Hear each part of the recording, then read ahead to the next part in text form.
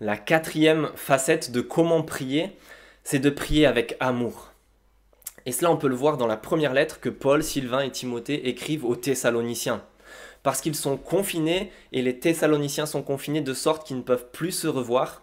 Et pourtant, les Thessaloniciens leur manquent de tout leur cœur. Ils aimeraient les revoir. C'est ce que Paul dit à la fin du chapitre 2. Il dit: c'est ainsi que nous avons voulu aller vers vous, du moins moi Paul, à une ou deux reprises.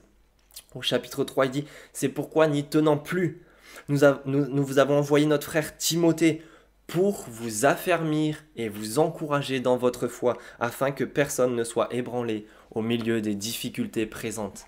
Ils aiment tellement les Thessaloniciens qu'ils veulent les revoir, qui prient pour eux et qui veulent les revoir pour les affermir, les encourager dans la foi.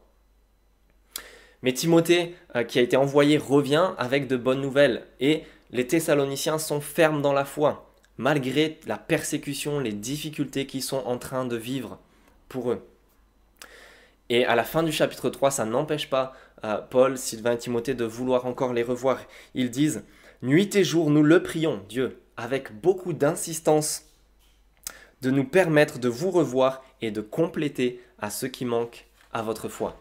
Maintenant qu'ils sont fermes dans la foi, ils veulent compléter ce qui manque à leur foi. C'est-à-dire que les Thessaloniciens progressent dans la foi, qui est le thème à partir du chapitre 4 et par la suite de cette lettre, de progresser dans la foi.